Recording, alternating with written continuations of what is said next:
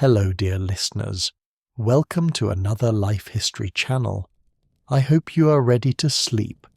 Let your shoulders drop and relax now. Tonight, I'm going to take you very far back in time to a world before human skin tones began to change. But before we begin, I'd like you to do one small thing for me. Look at your hand right now. Seriously, just stop and look at it. The shade you're seeing, whether it's light ivory, warm tan, deep brown, or dark ebony, is telling a tale. A tale about where your ancestors existed thousands of years ago, what obstacles they encountered, and how they adjusted to survive in places that could have ended them. Here's something that might surprise you. If you have pale skin, light skin, what we refer to as white skin, you're looking at one of the most recent evolutionary changes in human history. We're not talking ancient times. We're talking more recent than farming, more recent than settlements, more recent than ceramics. In the vast timeline of humanity, white skin just appeared like yesterday.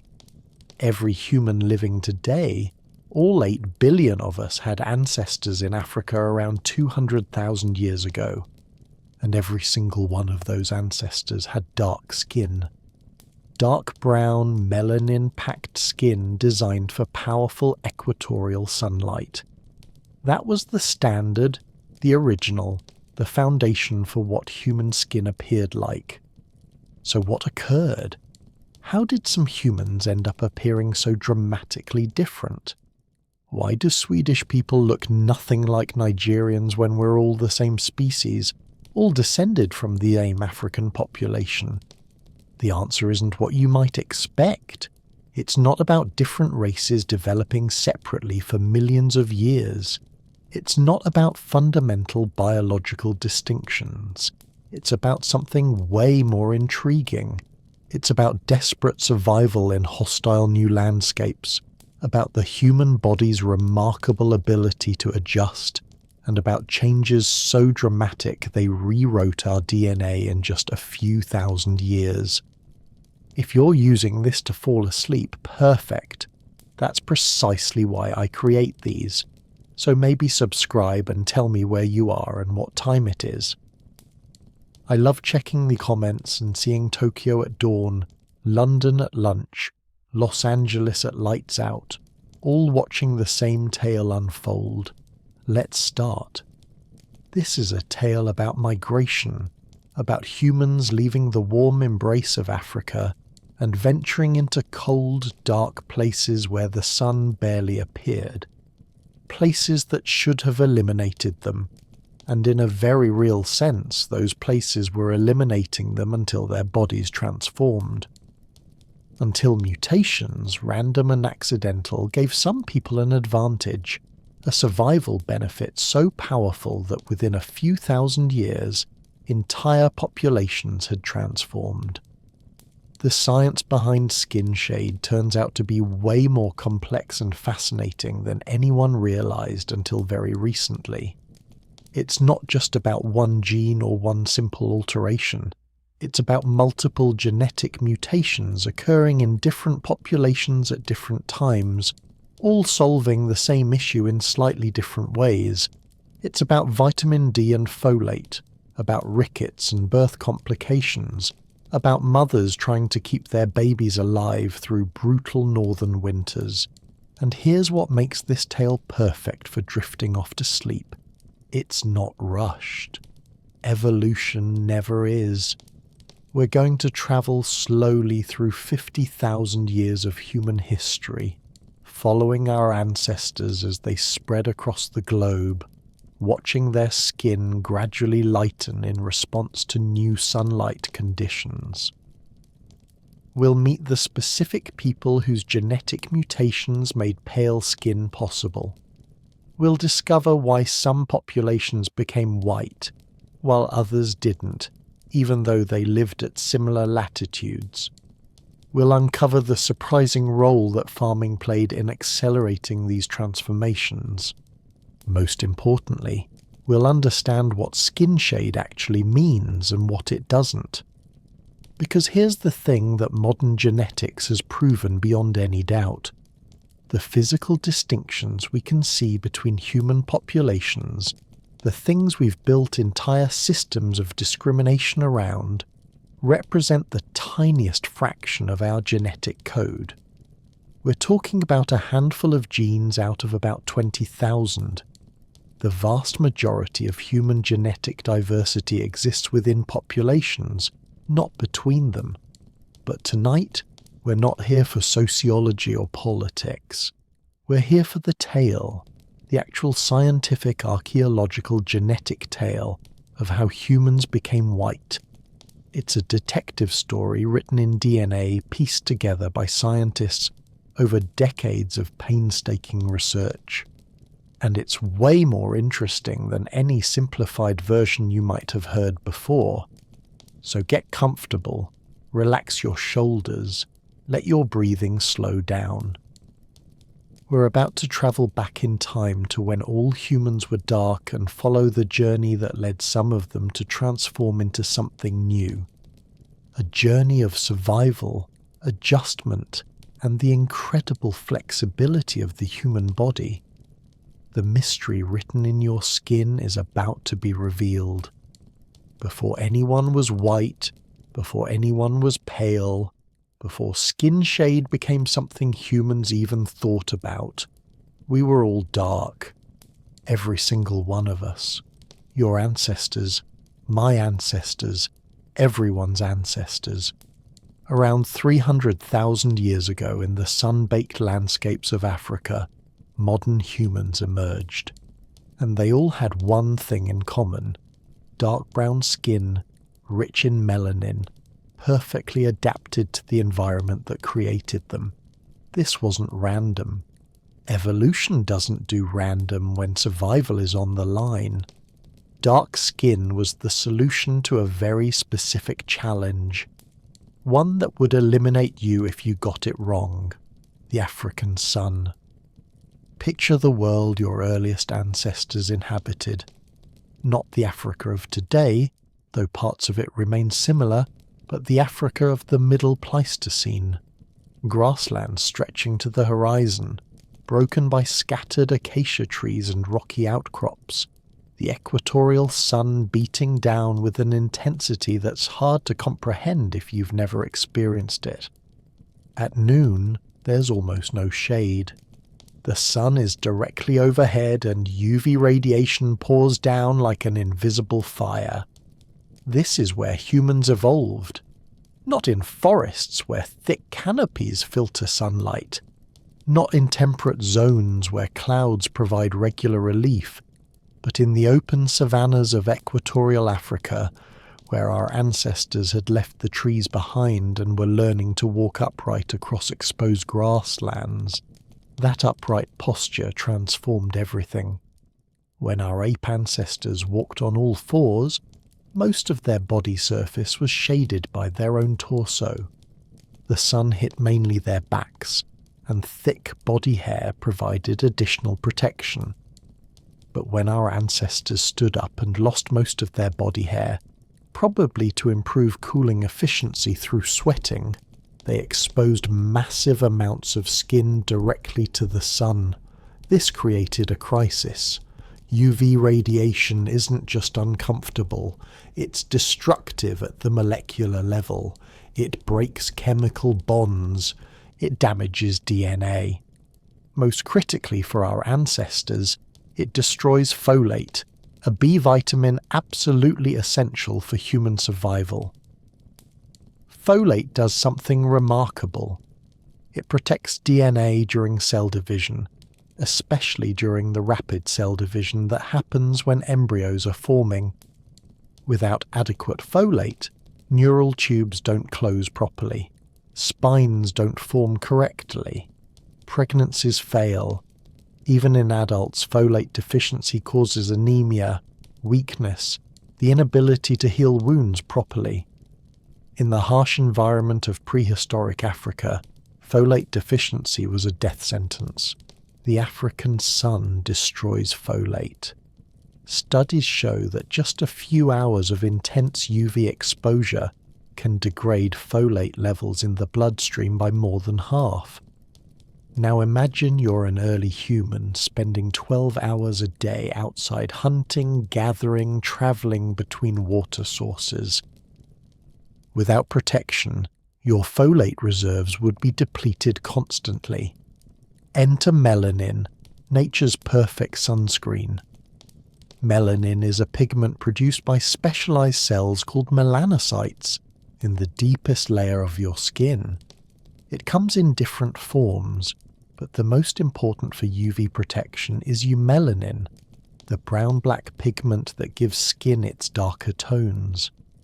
Eumelanin acts like billions of tiny umbrellas scattered throughout your skin, absorbing and dissipating UV radiation before it can penetrate to the deeper layers where blood vessels and DNA-rich cells reside. The more melanin you have, the more protection. Dark brown skin can absorb and neutralize UV radiation dozens of times more effectively than pale skin. It's not perfect. Nothing in evolution is, but it's remarkably effective. Effective enough that early humans with darker skin could spend entire days under the African sun without suffering folate depletion. This wasn't just advantageous, it was mandatory. In the environment where humans evolved, dark skin was the difference between successful reproduction and genetic extinction. Women with insufficient melanin would have higher rates of pregnancy failure and birth defects. Children with pale skin would have been more susceptible to sunburn, skin damage, and the long-term effects of UV exposure. Adults would have suffered folate deficiency and its cascade of health problems. Natural selection doesn't mess around with problems this fundamental.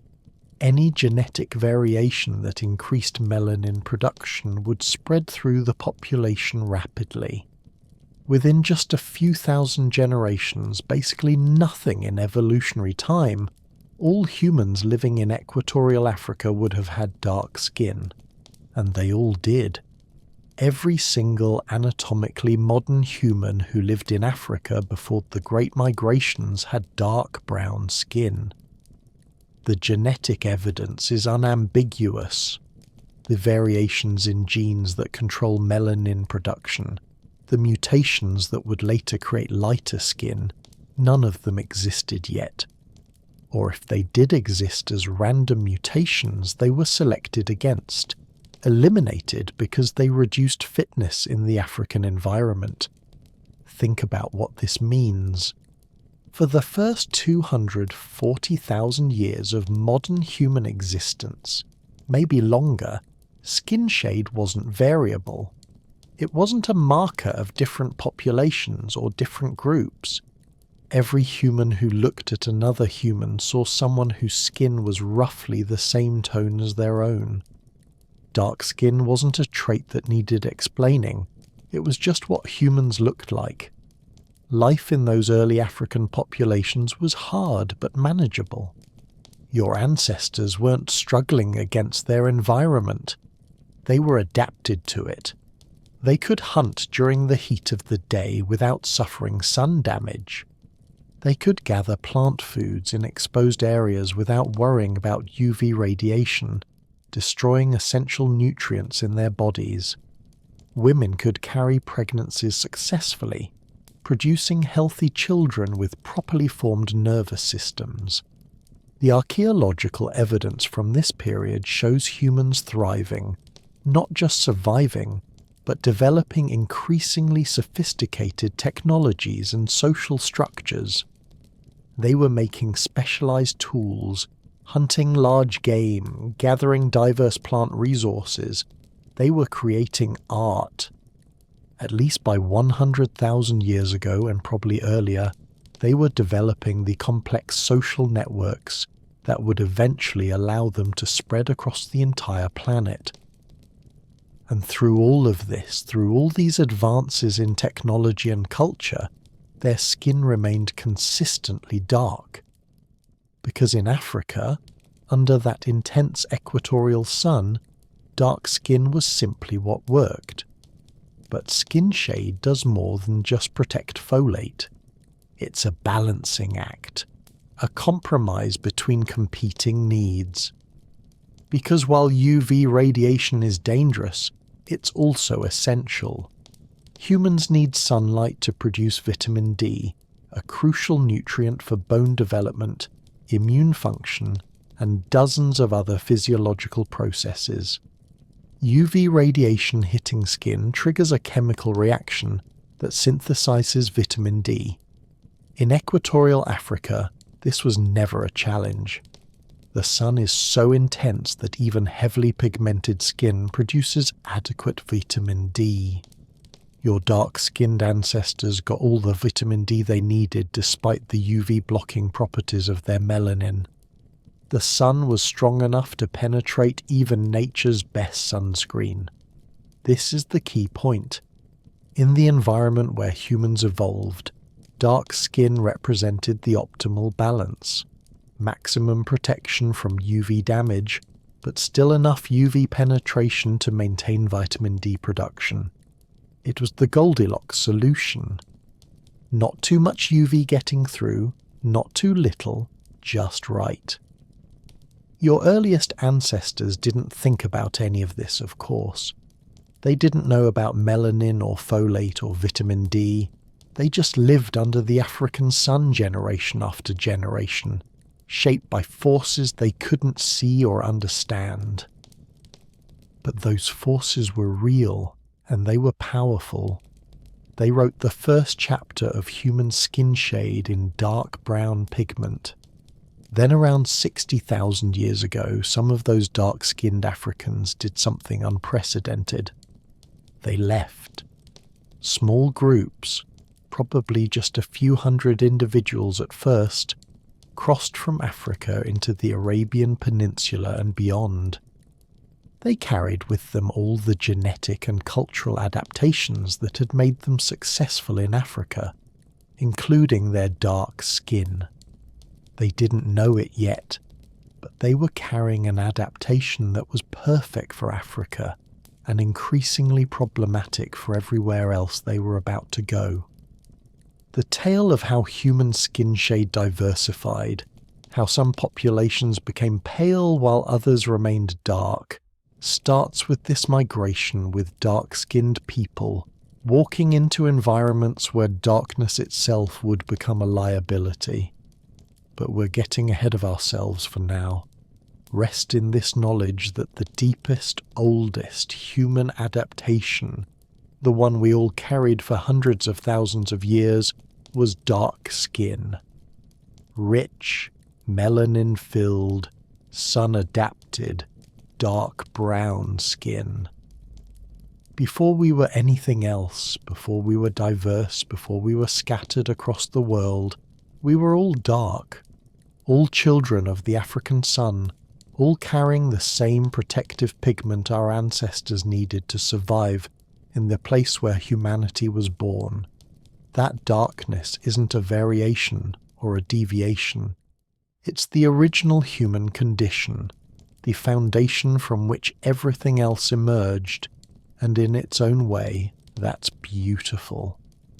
We all start from the same place, painted in the same shades, protected by the same molecular shields our earliest ancestors evolved beneath the oldest human skies, so your ancestors survived the bottleneck.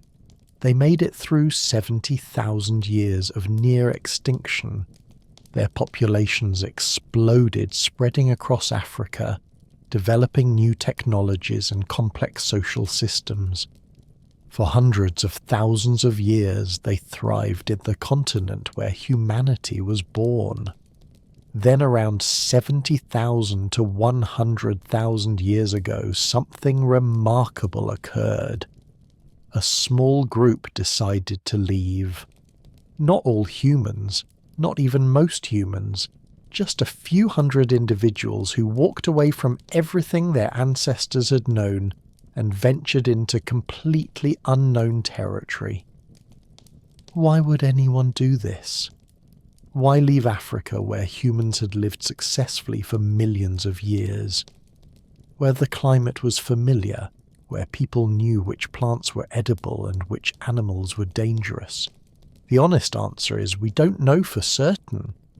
But we can make some educated guesses based on what we know about human behaviour and the environmental conditions at the time.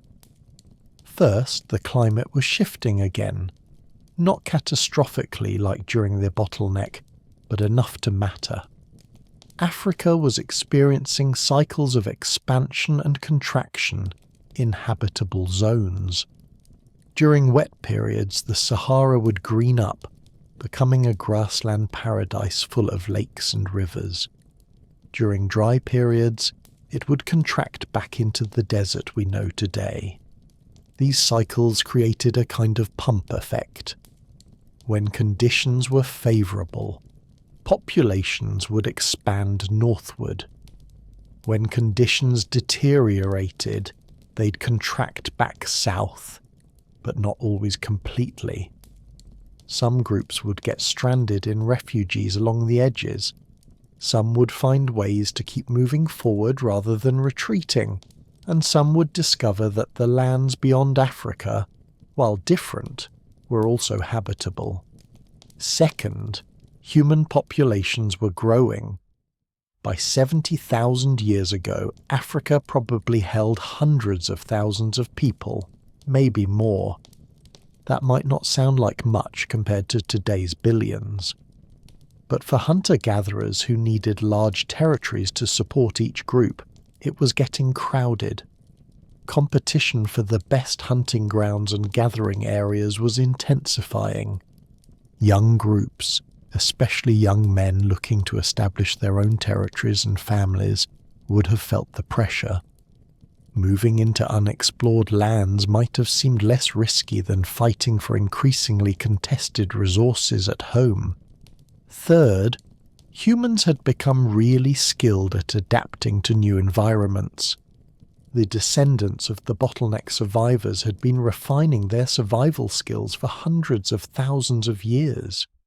They knew how to read landscapes, identify new food sources, develop new hunting strategies. The unknown wasn't as frightening to them as it might have been to their ancestors. They had the tools, both physical and mental, to take on the challenge. And fourth, there's something in human nature that just wants to see what's over the next hill. Call it curiosity, call it restlessness, call it the explorer's instinct. Whatever you call it, it's a fundamental part of what makes us human. Some individuals in every generation feel the pull to move, to discover, to push boundaries. When those individuals started walking north out of Africa, they altered the course of human history forever. The initial migration probably wasn't dramatic. No one woke up one morning and decided to leave Africa permanently. It was gradual, generation by generation, groups moving a little further north, establishing seasonal camps that became permanent settlements, discovering new territories and deciding to stay. The first exit route was probably through the Middle East. During favourable climate periods, the Arabian Peninsula wasn't the harsh desert it is today. It was grassland dotted with lakes and crossed by rivers. Archaeological sites from this period show that humans were following these water sources, tracking the herds of large mammals that grazed along the fertile corridors. Some groups travelled along the coast, following the shoreline of the Red Sea and then around the Arabian Peninsula. This coastal route had enormous advantages. Seafood provided reliable protein even when land animals were scarce. Coastal environments were less subject to the extreme seasonal variations that made inland areas challenging, and the coast itself served as a natural navigation tool. Just keep the water on your left and keep walking. You can't get lost. These coastal migrants became specialists in a new kind of resource exploitation. They learned to read tides to identify edible shellfish to catch fish in shallow waters. Archaeological sites along ancient coastlines, now submerged by rising sea levels, show evidence of sophisticated seafood processing.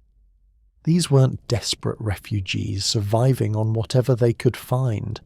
These were skilled specialists developing new technologies and new cuisines. They were innovating, adjusting, thriving in environments their ancestors had never known. Other groups moved inland following river valleys into the heart of Asia. The route along the Persian Gulf up the Tigris and Euphrates rivers into Mesopotamia and beyond became a major highway for human migration. These river valleys were oases of fertility in otherwise challenging landscapes. They provided water, game, edible plants, and natural pathways through mountains and deserts that would have been impossible otherwise. But here's where things get interesting. These migrants were walking into a world that already had people in it. Remember those Neanderthals and Denisovans we talked about? The descendants of the post-bottleneck populations that had left Africa hundreds of thousands of years earlier. They were still around, still thriving in Europe and Asia, and they weren't necessarily happy about new arrivals moving into their territories. The archaeological record shows that modern humans and Neanderthals coexisted in the Middle East for thousands of years. Not necessarily peacefully, not necessarily as enemies, but definitely interacting. We know they interbred because modern humans of European and Asian descent carry Neanderthal DNA. Those genetic encounters probably represented everything from violent conflict to peaceful trade relationships, to romance and marriage between groups. The Denisovans were out there too, spread across Asia from Siberia to Southeast Asia. Modern humans encountered them in multiple locations over thousands of years. Like the Neanderthals, Denisovans also interbred with modern humans. Their genetic legacy survives in modern Asian, Australian and Pacific Island populations. Some of those inherited genes turned out to be incredibly valuable, providing adaptations to high altitude, resistance to certain diseases and other survival advantages that are still helping people today. As modern humans continued spreading, they encountered an astonishing variety of environments. Groups moving north into Central Asia faced vast grasslands called steppes, endless rolling plains where survival depended on following migrating herds of horses, bison, and mammoths. The climate was harsh with brutal winters and brief intense summers, but the hunting was spectacular if you had the skills to exploit it. Other groups moved east into what is now China and Southeast Asia. These regions offered a completely different set of challenges and opportunities. Dense forests full of unfamiliar plants and animals, river systems prone to flooding, tropical diseases that had never existed in Africa, monsoon climates with extreme wet and dry seasons. The groups that succeeded in these environments had to develop entirely new survival strategies. Still others moved north into Europe, entering territories that were dominated by Neanderthals, who had been there for hundreds of thousands of years. These encounters seem to have been particularly significant.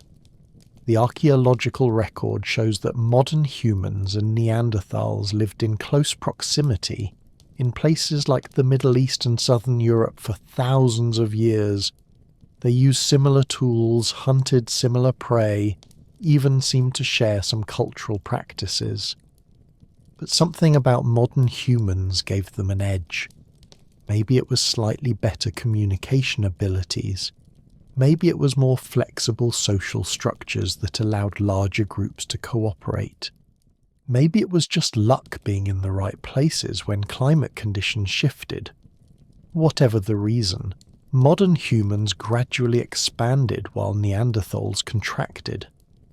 By about 40,000 years ago, Neanderthals had vanished from most of their former range, holding out in a few refuges in Spain and the Balkans before disappearing completely around 30,000 years ago. The pace of migration was breathtaking in evolutionary terms, but glacially slow in human terms. It took thousands of years for modern humans to spread from Africa to Australia. Thousands more to reach Europe completely. Many more thousands to cross into the Americas. Individual people didn't travel these entire distances. It was a multi-generational relay race, with each generation moving a little further into new territories, establishing new settlements that became jumping-off points for the next wave of explorers. And with each new environment, natural selection was at work. The humans who left Africa carried with them the same dark skin that had protected their ancestors from intense tropical sunlight for millions of years. That skin shade was perfect for Africa. It was about to become a serious challenge because the further north these migrants travelled, the less sunlight they received, and the less sunlight they received, the harder it became for their dark skin to produce enough vitamin D. This was setting up a biological crisis that would fundamentally alter what humans looked like. But before we get to that crisis and how humans solved it, take a moment to imagine what these first migrants experienced. Leaving behind everything familiar, walking into landscapes no human had ever seen. Encountering animals that had never learned to fear people, tasting plants that no human tongue had ever touched, finding rivers that no one had named, mountains that no one had climbed.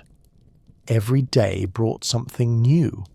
Every season presented different challenges. These weren't just survivors. These were pioneers pushing humanity into every corner of the inhabitable world.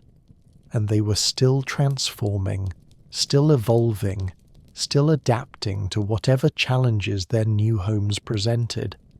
The stage was set for one of the most dramatic transformations in human history, the loss of the very thing that had defined humans since the beginning, their dark skin. So, your ancestors made it north, out of Africa, across the Middle East, and eventually into Europe and Central Asia. They were carrying the same dark skin that had protected their African ancestors for millions of years. Beautiful melanin-rich skin, perfectly adapted for life under the African sun. And that skin was about to become a death sentence. Here's the thing nobody tells you about human migration. It's not just about finding new territory and figuring out how to hunt different animals. It's about your body suddenly being in an environment it was never designed for.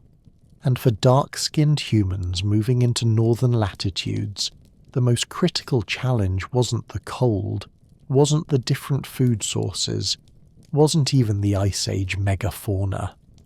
It was something much more invisible, much more insidious. It was sunlight, or rather the lack of it. Let's talk about vitamin D. And before your eyes glaze over, 'cause this sounds like a supplement commercial, understand this. Vitamin D isn't really a vitamin at all, it's a hormone. A crucial hormone that your body manufactures when ultraviolet B rays from the sun hit your skin. Without it, you don't just feel a little tired or get sick more often. Without it, your body fundamentally stops working properly. Vitamin D regulates calcium absorption. Without adequate vitamin D, your body can't pull calcium from your food into your bloodstream, and without calcium your bones don't mineralize properly. They stay soft, weak, prone to deformity and fracture. In children, this causes a disease called rickets, legs that bow outward under the weight of the growing body, ribs that develop abnormal bumps and depressions, skulls that soften and deform, spines that curve and compress. In adults, the condition is called osteomalacia. Your existing bones start losing their mineral content, becoming progressively weaker, even without any obvious injury. Fractures happen from normal activities. Bones ache constantly. Muscles weaken because calcium is also essential for muscle contraction. But it gets worse. Much worse. Vitamin D is critical for immune function. Without it, your body's ability to fight infections plummets. People with severe deficiency get sick constantly and they don't recover properly. Wounds don't heal. Respiratory infections that would be minor annoyances become life-threatening illnesses. In the dangerous, disease-ridden environments of prehistoric Europe and Asia, this alone would have been devastating. The hormone also regulates cell growth and helps prevent runaway cellular proliferation. People with chronic vitamin D deficiency show increased rates of various cancers. Their cardiovascular systems don't function optimally. Their brains don't produce neurotransmitters efficiently, leading to depression, cognitive impairment, and developmental delays in children. But the absolute worst effect, the one that made vitamin D deficiency a direct evolutionary crisis, was what it did to women's ability to give birth. Picture this. You're a young woman living in what is now Germany, maybe 40,000 years ago. You've survived childhood, which was no small feat. You've learned to hunt and gather in this cold, seasonal environment. You found a mate, and now you're pregnant with your first child. You should be optimistic. Your group has food stored for winter. The cave you're sheltering in is secure. Everything seems set up for success. But you grew up with insufficient sunlight exposure. Your dark skin, perfect for Africa, blocked most of the weak UV rays that made it through the clouds and reached you during the short northern summers. Year after year, your body struggled to produce enough vitamin D. Year after year, your bones didn't mineralize quite right. The effects were subtle at first. Maybe you were a bit shorter than you should have been. Maybe you got sick more often. Maybe you felt tired a lot, but you survived. You adapted. You thought you were fine.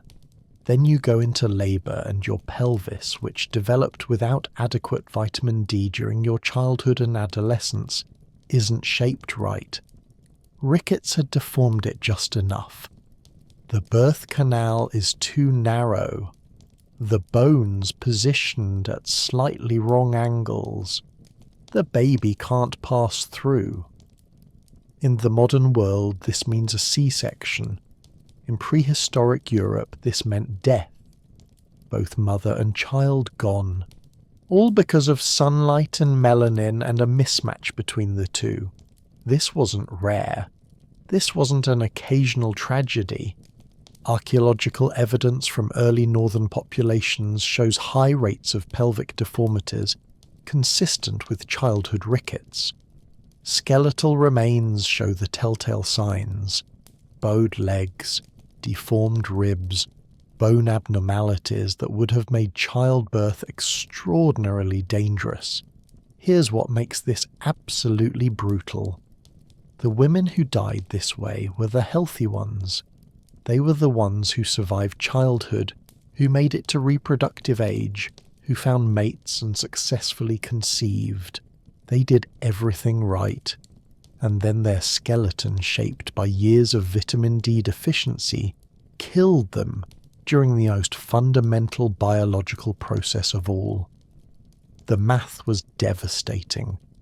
If even a fraction of women in each generation died this way, and if the survivors had fewer children because of poor health, weakened immune systems and repeated infections, the population couldn't sustain itself. Groups would shrink. Genetic diversity would decline. Within a few thousand years, dark-skinned humans in northern latitudes would simply go extinct. And yet, obviously, they didn't go extinct. You're alive, possibly reading this with pale or light brown skin that tells the tale of how your ancestors solved this crisis. But we're getting ahead of ourselves. First, understand just how severe the vitamin D challenge was in northern latitudes. In equatorial Africa, the sun is directly overhead year-round. UV radiation is intense and constant. Even very dark skin loaded with melanin that blocks most UV rays still allows enough penetration to produce adequate vitamin D. Your African ancestors could make all the vitamin D they needed with just a few minutes of sun exposure per day. Move to Northern Europe and the physics transforms completely. The sun never gets directly overhead. Its rays travel through much more atmosphere before reaching the ground, filtering out most of the UVB radiation needed for vitamin D synthesis during winter, which can last 6 months or more at high latitudes. The sun angle is so low that virtually no vitamin D production occurs regardless of skin shade. Even in summer, the sun is weak and often hidden behind clouds for days or weeks at a time. Do the calculation. Dark skin evolved to block about 90% of UV radiation. This is perfect in Africa, where UV levels are high enough that the remaining 10% is still plenty for vitamin D production. Move to Northern Europe, where UV levels might be only 10% of what they are in Africa. And now your dark skin is letting through maybe 1% of the original African level. It's not enough. Not even close. Archaeological evidence shows this crisis playing out in real time. Early modern human remains from northern regions show widespread vitamin D deficiency markers. Bone analyses reveal the chemical signatures of inadequate mineralization. Skeletal deformities consistent with childhood rickets appear in the fossil record as humans spread north. Genetic evidence tells the same tale. When scientists analyze ancient DNA from the earliest Europeans, they find something remarkable. Those people, the ones who first settled Europe between 40,000 and 10,000 years ago, they still had the genes for dark skin. They hadn't yet evolved the mutations for lighter pigmentation that would eventually dominate European populations. They were trying to survive with African skin in European conditions, and they were paying a terrible price. Some groups probably tried behavioral adaptations. Maybe they spent more time outdoors despite the cold, maximizing whatever sun exposure they could get. Maybe they removed more clothing during summer, exposing as much skin as possible to the weak sunshine. Maybe they preferentially settled in areas with more reliable sunny weather. But behavior can only compensate so much. You can't will your body to produce vitamin D from insufficient UV radiation. You can't think your way into stronger bones or a properly shaped pelvis. The laws of biochemistry and physics don't care about cultural adaptations. This was a crisis that required a biological solution. The human body needed to transform, needed to become more efficient at capturing the scarce UV radiation available at northern latitudes. Natural selection needed to favour individuals whose skin was just a little bit lighter, just a little bit more transparent to UV rays. And that selection pressure needed to be powerful enough to overcome the massive disadvantage of lighter skin in high UV environments, strong enough to spread new mutations through the population within just a few thousand years. It needed to be quite literally a matter of life and death, and it was. Women with slightly lighter skin could produce more vitamin D, their bones developed more normally, their pelvises formed properly. They could survive childbirth and raise children while their darker-skinned counterparts died in labour or struggled with chronic illness and repeated miscarriages. The selection pressure was enormous, probably stronger than almost any other force acting on human populations at the time, and when natural selection pushes that hard, evolution responds fast. This stage was set for one of the most rapid evolutionary transformations in human history. Now, here's where the tale gets molecular, where evolutionary pressure meets random chance and transforms the appearance of entire populations forever. Your ancestors are living in Northern Europe and Northern Asia. They've been there for thousands of years, struggling with the vitamin D crisis, losing children to rickets and birth complications. Natural selection is screaming for a solution. But evolution doesn't plan. It doesn't design. It just waits for random mutations and then decides which ones get to survive.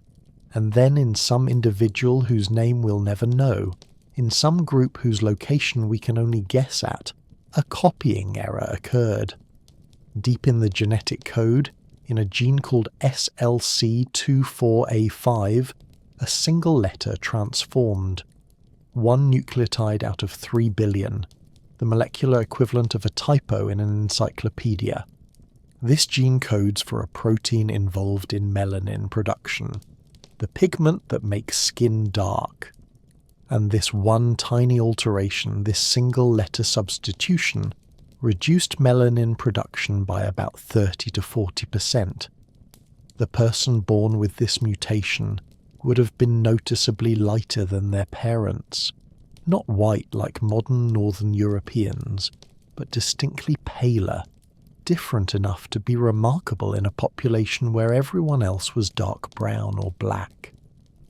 In most places, at most times in human history, this mutation would have meant nothing. Maybe a slight disadvantage actually, since lighter skin is more vulnerable to sun damage. The individual might have passed it on to a few descendants, and then it would have disappeared, diluted back into the gene pool. But remember where we are. Northern latitudes, low UV radiation, populations suffering from chronic vitamin D deficiency. And here comes an individual whose lighter skin allows their body to synthesize vitamin D more efficiently than anyone around them. They were healthier. Their bones were stronger. If they were female, they had easier pregnancies and healthier babies. If they were male, they were more vigorous, more likely to survive winters, more attractive to potential mates. They had more children, and crucially, those children inherited the mutation and had the same advantages. Within a few dozen generations, maybe 1,000 years, this single mutation had spread through the entire population. Not because anyone decided lighter skin was better, not because of culture or preference or conscious choice, simply because individuals carrying this mutation were slightly more likely to survive and reproduce than those who didn't. This is natural selection at its purest. A random genetic alteration meeting an environmental pressure and spreading through a population because it solves a survival challenge. But SLC24, A5 wasn't working alone. It was just the beginning. Around the same time, or maybe a few thousand years later, other mutations were popping up in other genes. SLC45A2, another gene involved in melanin production, underwent its own random alteration. This mutation further reduced pigmentation, particularly affecting skin and hair shade. Individuals carrying both the SLC24A5 and SLC45A2 mutations were even lighter than those with just one. Then came alterations to TYRP1, a gene that affects the type of melanin produced, and OCA2, which not only influences skin shade but also eye shade, which is why these traits often transform together in populations. Each mutation by itself had a relatively small effect, but together they were transformative. A person carrying mutations in all four of these genes could be dramatically lighter than their ancestors just a few thousand years earlier.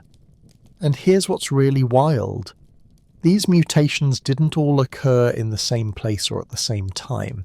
The genetic archaeology shows us that different populations developed lighter skin through different genetic pathways.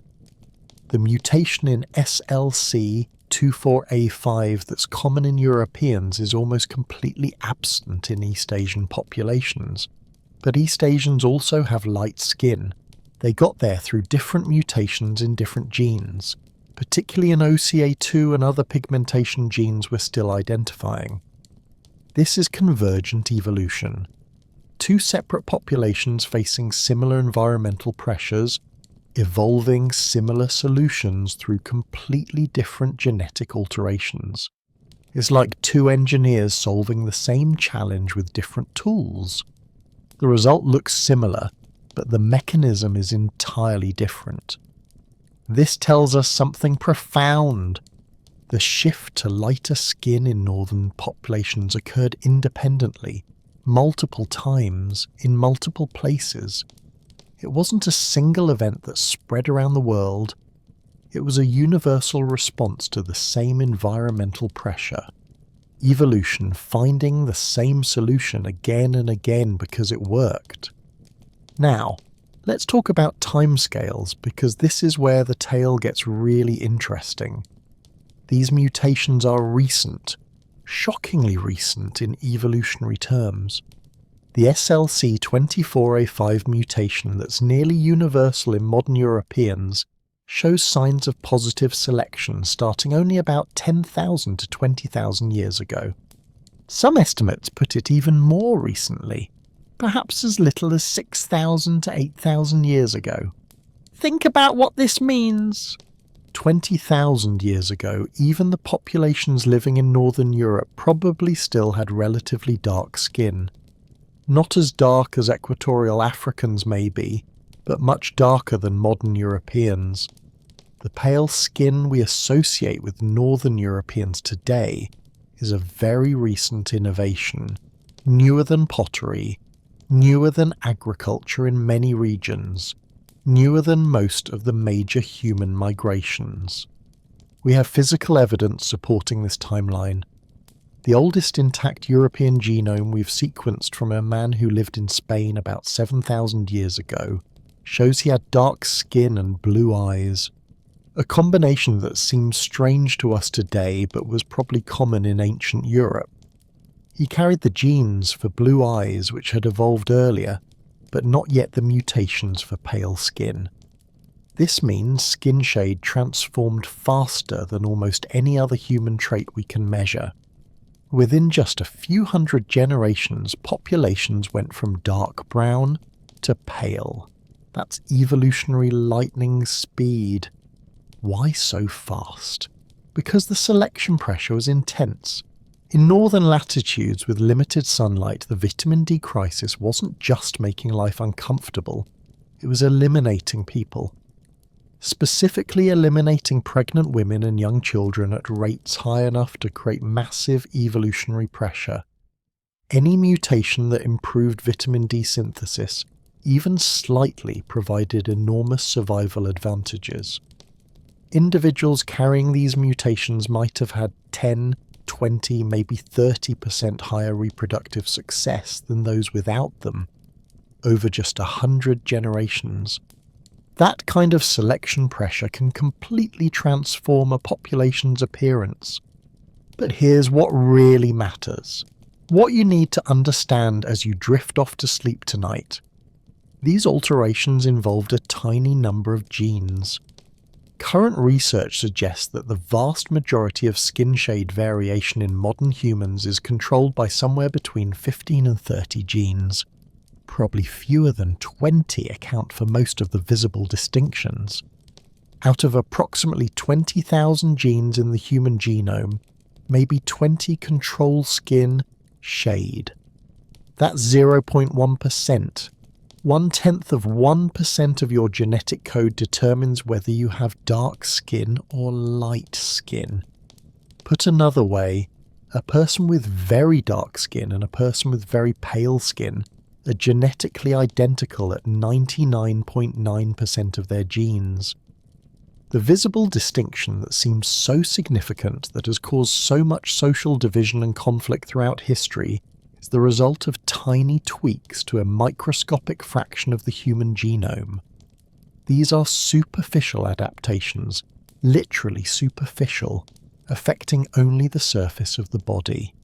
They're no different in principle from the genes that determine whether you have attached or detached earlobes, whether you can roll your tongue, whether you have wet or dry earwax. Just minor variations in a species that is fundamentally genetically almost completely identical across all populations. The mutations that alter skin shade didn't affect intelligence, personality, or capability. They couldn't have.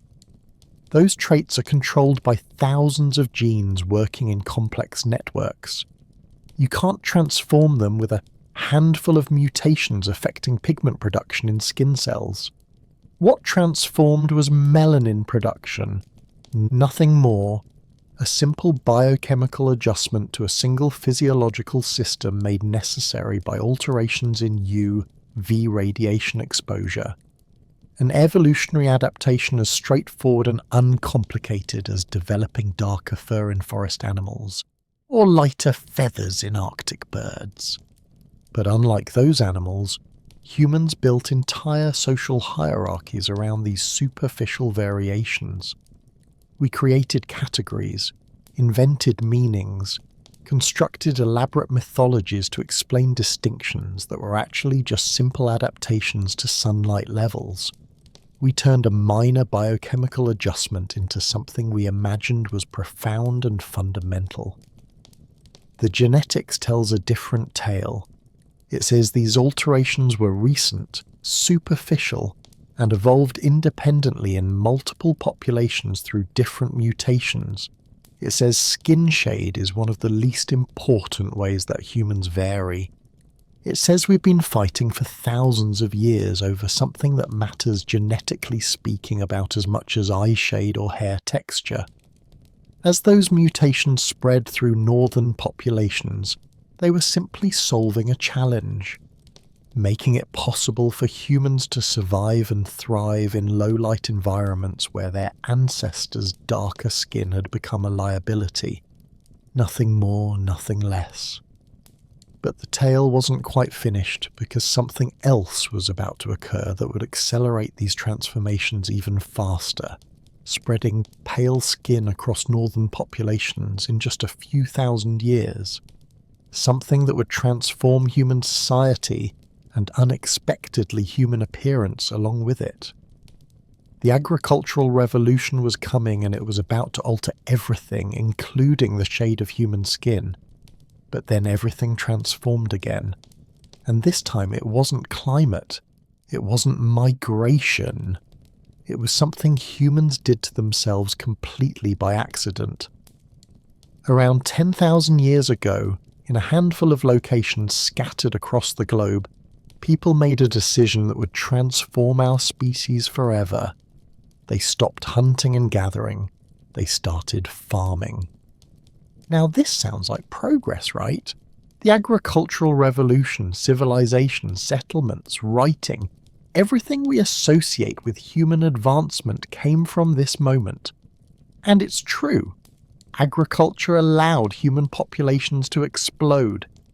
It created food surpluses that supported specialists, artisans, priests, warriors, eventually scientists and philosophers. It was the foundation of everything we call civilization. But in the short term, for the people who actually lived through the transition, farming was a disaster. Archaeological evidence shows that the first agricultural populations were shorter, sicker, and died younger than their hunter-gatherer ancestors. Their bones show signs of malnutrition. Their teeth reveal vitamin deficiencies. They suffered from diseases that had been rare or non-existent in hunter-gatherer societies. Why? Because early agriculture was basically a nutritional catastrophe. Hunter-gatherers ate incredibly diverse diets. Depending on the season and location, they might consume dozens of different plant species, multiple types of game, fish, shellfish, insects, eggs, honey. This diversity meant they naturally obtained a wide range of nutrients. They were constantly moving, constantly encountering new food sources, constantly maintaining balanced nutrition without even trying.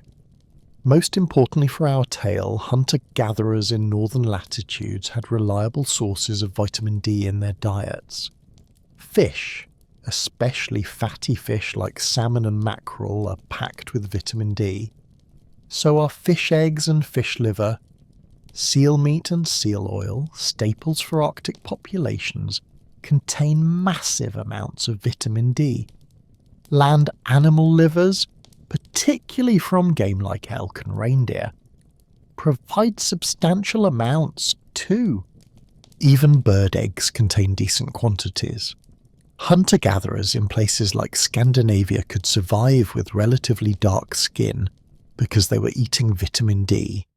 Yes, they'd have seasonal deficiencies during the long dark winters. Yes, lighter skin would have helped. But they weren't in crisis, they could get by.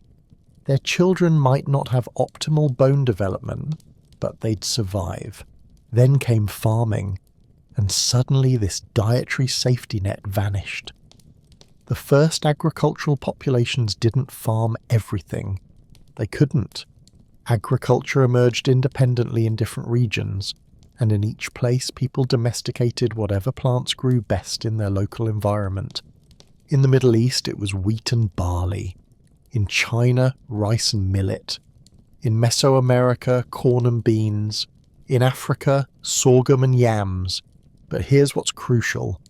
None of these staple crops contain meaningful amounts of vitamin D. Plants don't make vitamin D, only animals do. And even then, only certain tissues. When you base your entire diet on cultivated grains and vegetables, you're essentially cutting yourself off from dietary vitamin D entirely. The early farmers of the Middle East weren't too badly affected because they were still living in relatively sunny regions. But when agriculture spread north into Europe, carried by migrating farming populations, the vitamin D crisis became acute. Imagine this, you're living in what's now Germany or Poland. It's 8,000 years ago. Your ancestors just arrived from the south, bringing domesticated wheat and barley. For the first time in human history, you can stay in one place year-round. You clear forests, plant fields, build permanent settlements, but your diet has gone from varied with fish, game, wild plants and seasonal diversity to monotonous bread, porridge, maybe some vegetables if you're lucky, a bit of meat on special occasions, but nothing like the amounts hunter-gatherers consumed, and crucially almost no fish. Agricultural populations settled inland away from coasts and rivers, because that's where the best farming land was. Within a generation or two, the children are suffering. Rickets becomes epidemic.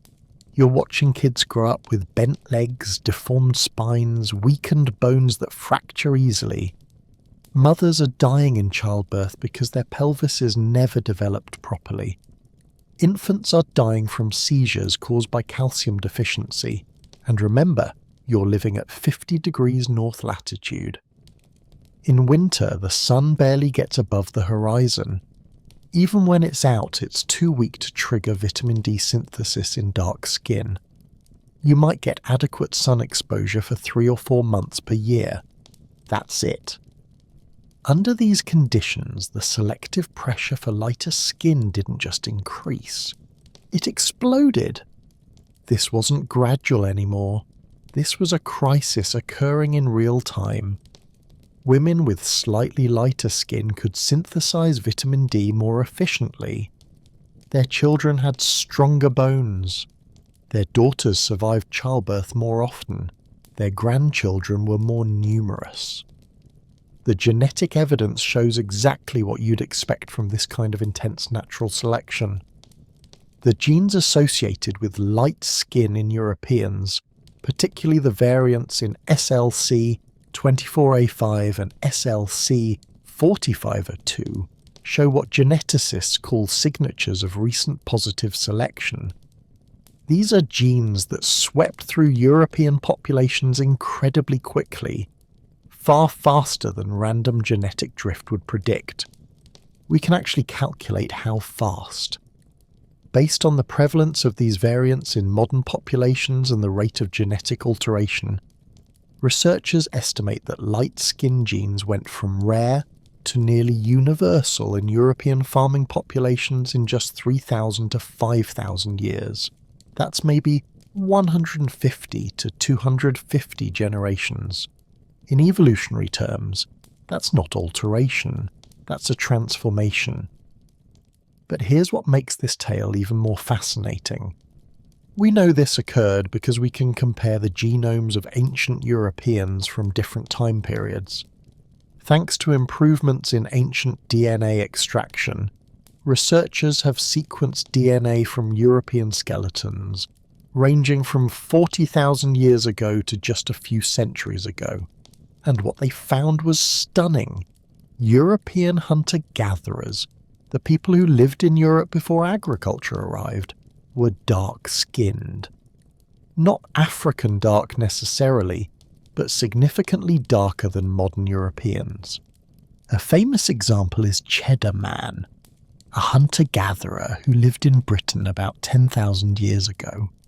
Genetic analysis of his remarkably well-preserved remains shows he had dark skin, dark hair, and blue eyes.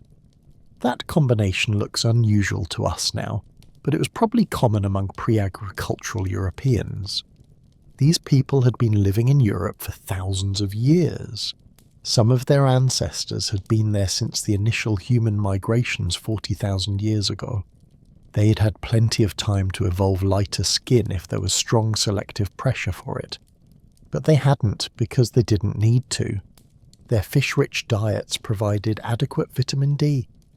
Then farming arrived, brought by migrating populations from the Middle East. These early farmers were already somewhat lighter skinned than Africans, having lived in the Middle East for thousands of years. But they weren't as light as modern Europeans either.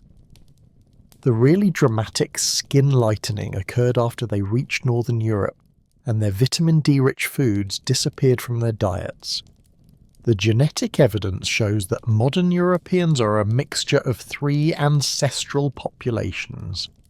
The original dark-skinned hunter-gatherers, the early farmers from the Middle East, and later Bronze Age migrants from the steppes. But the light-skinned genes swept through all 3 groups once they were living on grain-based diets in northern latitudes. It didn't matter what your ancestral population was. If you were farming in Scandinavia, your descendants needed light skin to survive. This created a kind of evolutionary feedback loop. Lighter skin meant healthier children. Healthier children meant larger families. Larger families meant agricultural villages could grow and expand. Successful farming communities could support more people, which meant more opportunities for light skin genes to spread through reproduction and intermarriage. Within just a few thousand years, the genetic landscape of Europe had been completely transformed. The same thing was occurring in northern Asia, though through different genetic pathways. Agricultural populations in China, Korea, and Japan developed their own light skin variants. mutations in different genes that achieve similar results. The speed of this alteration tells us something profound about human evolution. When selective pressure is strong enough, when survival is literally on the line, populations can transform with stunning rapidity. The mutations were already there, rare variants floating around in the population. Agriculture didn't create them, it just made them desperately necessary. And the people living through this transformation had no idea what was occurring. They didn't understand genetics or vitamin D or natural selection. They just knew that some families seemed healthier than others, that some women's children survived while others didn't, that over generations people were gradually mysteriously becoming paler, but they could see the results. Within a few thousand years, the northern populations had shifted from predominantly dark to predominantly light. The mutation that had been slowly spreading through hunters became a survival necessity for farmers, and agriculture kept spreading, carrying light-skinned genes further north and east with each generation of wheat and barley farmers pushing into new territories. This is why skin shade transformed so much faster than we'd expect from sun exposure alone. It wasn't just about adapting to less sunlight. It was about adapting to less sunlight while eating a diet that contained almost no vitamin D. Agriculture didn't just alter where humans lived, it altered what humans ate. And that dietary alteration created selective pressures more intense than anything climate alone could produce. The people who survived were the ones whose genes allowed them to synthesize vitamin D from the weak northern sun. The ones who could feed their children on grain and still build strong bones. The ones who could farm in forests and survive. They became us. Pale-skinned farmers spreading across the north, transforming the genetic landscape of entire continents in just a few thousand years. All because someone decided that planting seeds was easier than hunting deer. Here's where the tale gets really interesting. You might think that pale skin evolved once, that there's a single genetic alteration that turned some humans from dark to light. But you'd be wrong. Evolution doesn't work that neatly, and human migration patterns were far more complex than a simple linear progression. The truth is, pale skin evolved multiple times in different places through completely different genetic pathways. This is what biologists call convergent evolution.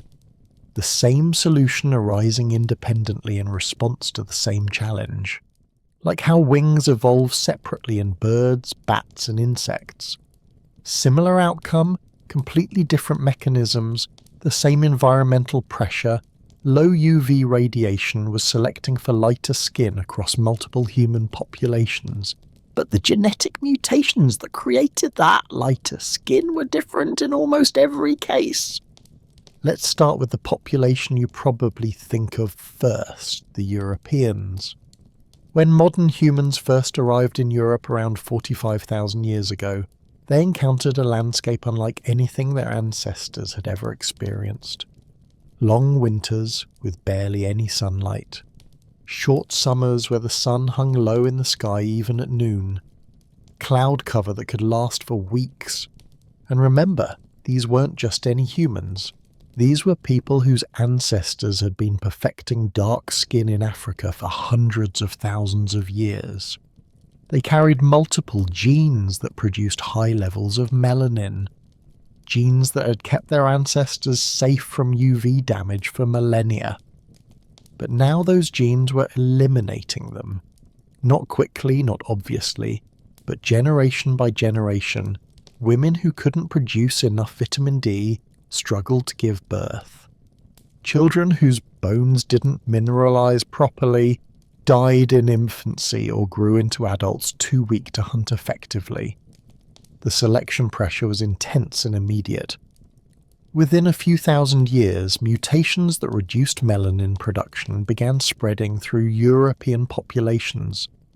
The primary mutation was in a gene called SLC24A5. This gene controls an ion channel in melanocytes, the cells that produce melanin. The ancestral version of this gene, the one that all humans carried when they left Africa, produces high melanin levels. But a single base pair alteration, just one letter in the genetic code, reduced melanin production dramatically. People carrying 2 copies of this mutated gene, one from each parent, had significantly lighter skin than their ancestors. And crucially, they produced enough vitamin D to survive northern winters. This mutation arose somewhere in the Middle East or southern Europe around 20,000 to 30,000 years ago. We're not exactly sure where or when because genetic dating has margins of error, but we know it spread explosively. Within 10,000 years, nearly every person in Europe carried at least one copy. Within 20,000 years, nearly everyone carried 2. But here's what's fascinating. That same mutation SLC24A5 is almost completely absent in East Asian populations. The people who migrated into China, Korea, Japan and Southeast Asia faced the same vitamin D crisis as Europeans. They moved into northern latitudes with low UV radiation. Their dark-skinned ancestors struggled with the same health challenges, but they solved the challenge differently. East Asian populations developed pale skin through mutations in completely different genes. The primary ones are EDAR and OCA2, along with several others that we're still identifying. These genes affect melanin production through different cellular pathways of an SLC24A5. They're like solving the same math challenge using different equations. You get the same answer, but you took a different route. EDAR is particularly interesting because it doesn't just affect skin shade. It also influences hair thickness, tooth shape and sweat gland density. This suggests that the mutation that lightened East Asian skin might have originally been selected for something else entirely. Maybe better cold weather adaptation through thicker hair and different sweat responses. The skin lightening might have been a side effect that turned out to be advantageous for vitamin D production. The genetic evidence shows this mutation arising in East Asia around 20,000 to 30,000 years ago.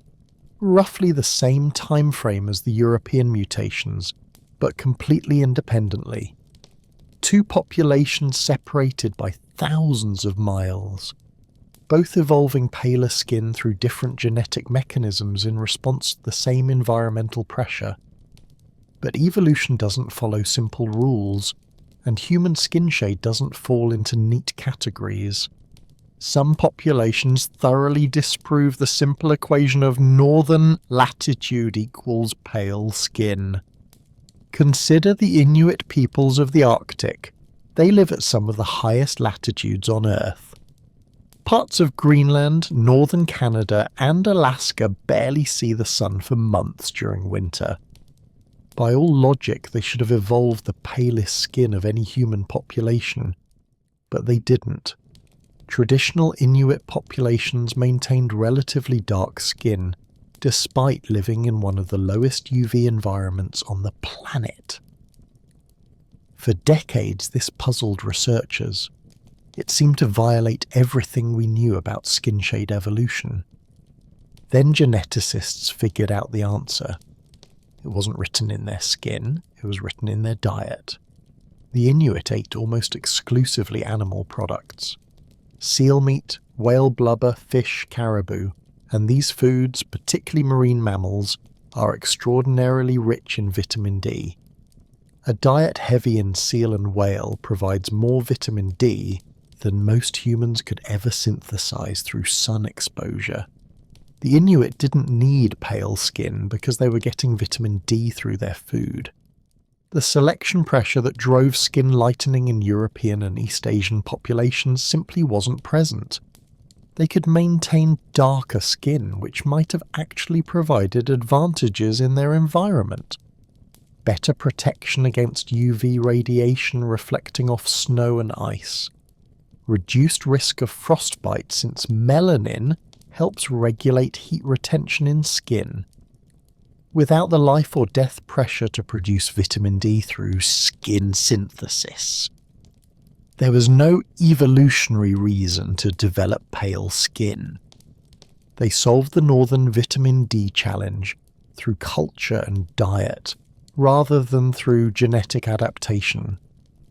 This tells us something profound about human evolution. Biology and culture aren't separate. They interact constantly. The Inuit created a cultural solution, a specialized diet that removed a biological selection pressure. Other populations that couldn't or didn't develop such diets had to evolve biological solutions instead. Now, let's zoom out and look at the global pattern. If you map human skin shade across the world, a clear gradient emerges.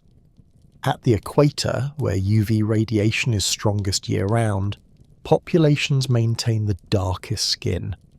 This includes people in sub-Saharan Africa, but also indigenous populations in New Guinea, Australia, and parts of South India. These populations never left high UV environments, so they never face selection pressure to lighten their skin. They retain the ancestral human trait. Dark skin packed with melanin perfectly adapted to intense sunlight. As you move away from the equator, skin tones gradually lighten. This gradient isn't perfect. History, migration, and intermixing have complicated the picture. But the overall pattern holds across continents. In the Middle East and Mediterranean regions, populations developed intermediate skin tones. They received enough UV to benefit from some melanin protection, but not so much that dark skin was essential. Populations in these regions carry mixed genetic signatures. Some genes for light skin from European lineages, some genes for darker skin from African lineages. The result is the olive and tan complexions characteristic of Mediterranean, Middle Eastern, and North African populations. South Asia shows a similar pattern, but with even more complexity. Northern Indian populations tend to be lighter skinned than southern populations. This follows the latitude gradient, but it's also influenced by thousands of years of migration and mixing. Waves of people moving in from Central Asia, Iran, and other regions, intermarrying with indigenous populations, creating genetic mosaics. Some individuals carry light skin genes from both European and East Asian lineages, plus dark skin genes from ancestral populations. The result is one of the most diverse ranges of skin tones anywhere in the world, all within a single geographic region. Central Asia presents another fascinating case. Populations there show evidence of genetic mixing between European, East Asian, and Middle Eastern lineages. They carry SLC24A5 mutations from the west, EDAR mutations from the east, and various intermediate genes from populations that never fully lightened. This mixing created populations with skin tones that don't fit neatly into simple categories. Not quite as pale as Northern Europeans, not as light as East Asians, but distinct from both. The Americas add yet another layer of complexity. When humans first crossed into the Americas around 15,000 to 20,000 years ago, they carried East Asian genetic signatures. They had already evolved lighter skin through the EDAR and related mutations. But then something interesting occurred. As they spread through the Americas, they encountered a huge range of environments from Arctic tundra to tropical rainforests, from high-altitude mountains to coastal lands. Different selection pressures in different environments began pushing skin shade in different directions. Populations that remained in northern regions maintained relatively light skin. Those who moved into equatorial regions like the Amazon began evolving darker skin again. They were reinventing protection against high UV radiation. By the time Europeans arrived in the Americas, indigenous populations displayed a wide range of skin tones. Inuit peoples in the Arctic maintained moderate pigmentation. Populations in temperate North America had light to moderate skin. Groups in Mexico and Central America showed more pigmentation, and Amazonian peoples had developed quite dark skin approaching African levels in some cases. All of this occurred in less than 20,000 years. A blink of an eye in evolutionary terms, but fast enough to create visible distinctions in response to local environmental pressures. Then came the modern era, the age of exploration, colonization, and mass migration. People from every corner of the world began moving, mixing, having children together. European genes flowed into the Americas, Africa, and Asia. African genes spread to the Americas and Europe. Asian genes reached everywhere. This mixing created populations with unprecedented genetic diversity. Modern populations in the Caribbean, Brazil, Mexico, and the southern United States carry genetic signatures from 3 or more continents: African, European, and indigenous American, sometimes with Asian contributions as well. The resulting range of skin tones is extraordinary. Within a single family, siblings can have dramatically different colouring depending on which combination of genes they inherited. This mixing is still accelerating. Every generation sees more genetic exchange between populations that evolved separately for tens of thousands of years. We're creating a global human population with unprecedented genetic diversity. But here's what's beautiful about all this complexity. Despite the different paths, the different mutations, the different timescales, we're all connected. Every human alive today is descended from those African ancestors who first developed dark skin as protection against the sun. The pale skin, the intermediate tones, the infinite variations we see today. They're all modifications of that ancestral trait. Evolution didn't create separate types of humans. It created a spectrum, a gradient, a beautiful range of variation, all based on the same fundamental biology. Your skin shade, whatever it is, tells a tale. A tale about where your ancestors lived, what challenges they faced, how they adapted to survive. But it's not a tale about essential distinctions. It's a tale about superficial variations on a single theme. We're all the same species, all carrying the same basic genetic toolkit, just with slightly different settings adjusted to match the sunlight where our ancestors happen to live. And now, as we drift deeper into sleep, consider this. The next time you see someone whose skin looks different from yours, remember you're looking at a different solution to the same challenge, a different path that led to the same destination. We're all descendants of the same African ancestors, all products of the same evolutionary processes, all human. By the time your ancestors had pushed deep into the north, something else was quietly occurring, written not just in their skin but in their hair, their eyes, even the shape of their bodies. You can picture them now, huddled around a fire under a grey Ice Age sky. The world is pale and muted. Snow on the ground, low winter sun, weeks where the daylight feels more like twilight. In a place like this, the sun isn't just weaker, it's rare, and that alters everything. Lighter skin was one solution to that challenge.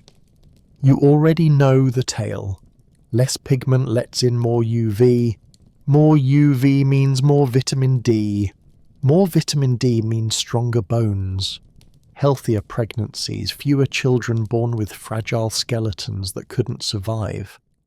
But skin wasn't the only thing transforming. In Europe, another set of traits began to spread, like branches growing out from the same evolutionary trunk. Not exactly the same process, not exactly the same genes, but responding to the same harsh, low-light world. Let's start with the eyes.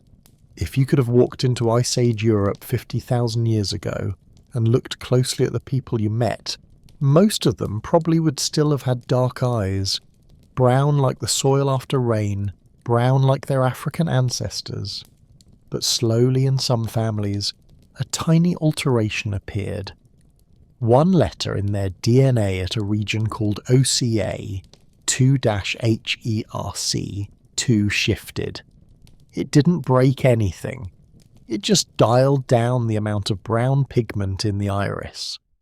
Take away enough pigment and the eye stops looking dark. Instead, it starts scattering light the way the sky does. That scattered light looks blue. That's all blue eyes really are. Not blue pigment. Just a trick of physics. Light bouncing around inside an iris that doesn't have much brown in it. At first, this mutation may have appeared in one person. One child born with eyes that looked like the winter sky. Maybe their parents thought it was strange. Maybe they thought it was beautiful. Either way, if that child survived and had children of their own, the mutation had a chance to move forward.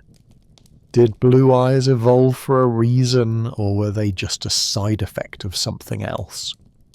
We don't know for sure, and that's where the tale gets interesting. There are clues, but no final verdict.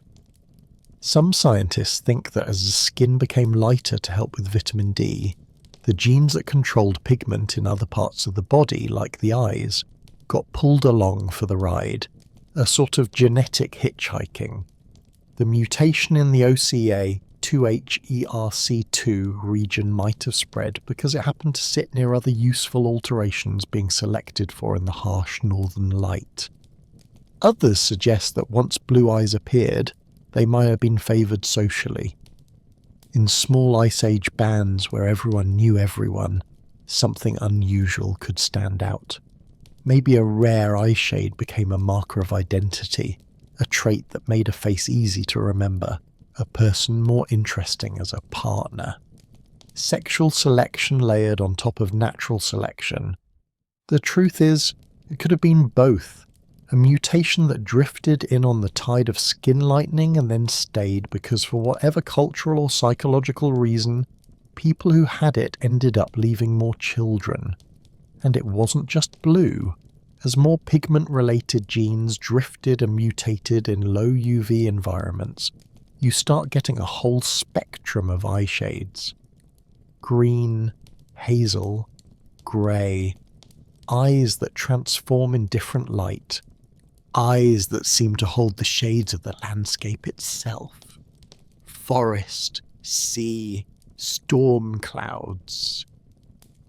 All of this was occurring while those same populations were dealing with another challenge: staying warm. In the tropics, long limbs and lean frames help shed heat. But in the north, heat is something you hoard. Here, a different package of traits begins to show up in skeletal remains. Bodies get a little stockier, more compact, arms and legs slightly shorter relative to the torso, more like a thermos than a radiator. This isn't random, it's what biologists call Bergmann's and Allen's rules. In colder climates, animals tend to be bulkier, with shorter extremities to reduce the surface area through which they lose heat. Your Ice Age ancestors didn't read those rules. They embodied them. Even their faces told a cold climate tale, the nose especially. In bitter, dry air, breathing is dangerous. Too cold too fast, and the delicate tissues of the lungs can be damaged. So in populations living in cold, dry environments, selection seems to have favoured narrower, more projecting noses. Longer internal airways that could warm and humidify the air before it reached the lungs. In warmer, wetter climates, this isn't as crucial. Wider noses are fine, even useful for moving more air quickly. But in the north, the nose became a built-in climate control system, a tiny biological furnace and humidifier sitting right in the middle of the face. So now around that Ice Age fire, you can begin to see the pattern. Lighter skin, filtering scarce sunlight. Eyes that sometimes gleam blue or green. Bodies that are slightly shorter, stockier. Noses tuned to cold, dry air.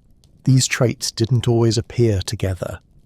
A stocky build could exist with dark eyes, a light eye shade with a broader nose.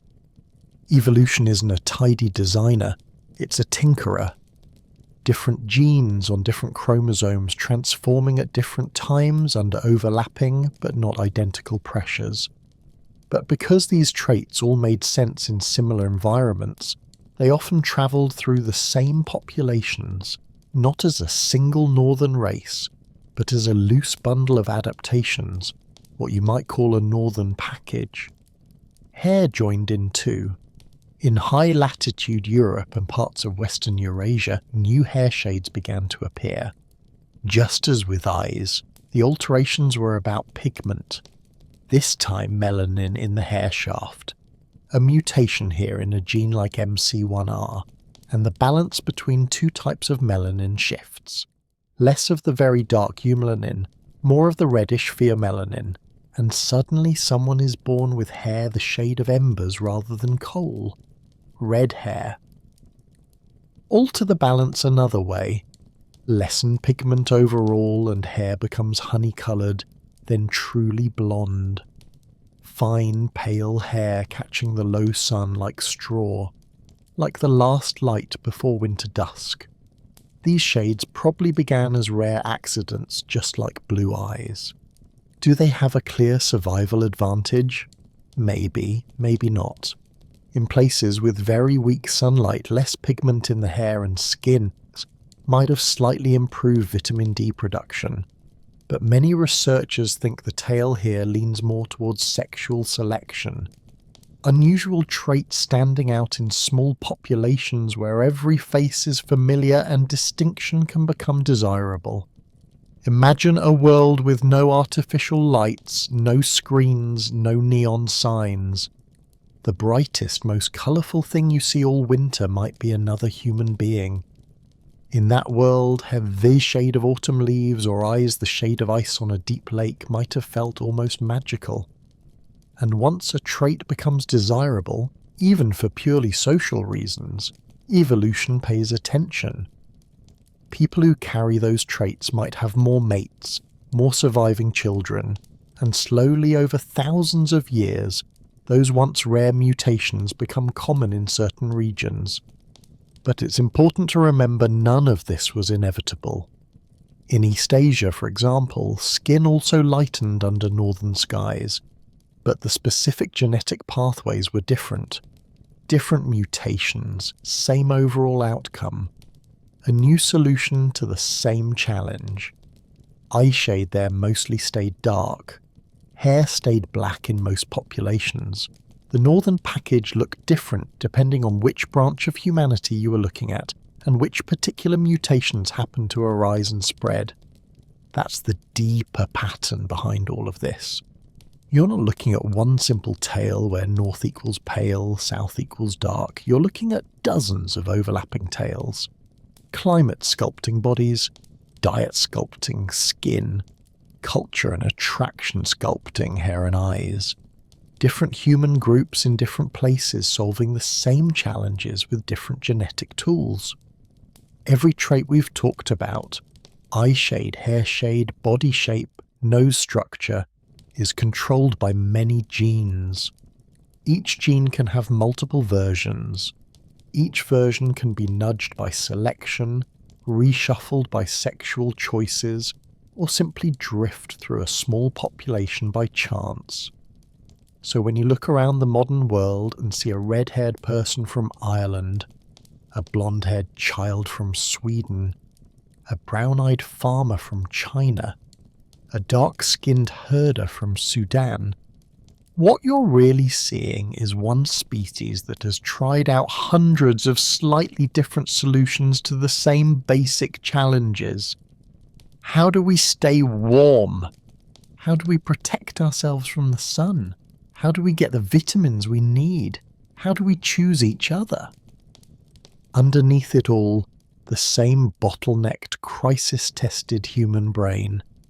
The same 46 chromosomes, including that fused pair inherited from a tiny population that almost vanished 800,000 years ago. The same capacity for language, for cooperation, for storytelling, but on the surface, infinite variation. And here's the quiet, sleep-friendly secret in all of this. These visible distinctions are recent, very recent. Most of the traits we think of when we picture northern or European or cold adapted likely reached high frequencies only in the last 10,000 or so years, some even more recently. For the vast majority of our species' history, we all looked more alike than we do now. The northern package is just one of many late experiments, an add-on, a patch, a local update applied to a very old human operating system. Lighter skin in the north, darker skin in the tropics, blue eyes near the Baltic, green eyes around the Caspian, red hair pockets in Western Europe, stocky frames in Siberia, long limbs in East Africa. Each one a quiet response to wind, sun, cold food, and the mysterious ways humans choose partners. Put it all together and the message is simple and strangely calming.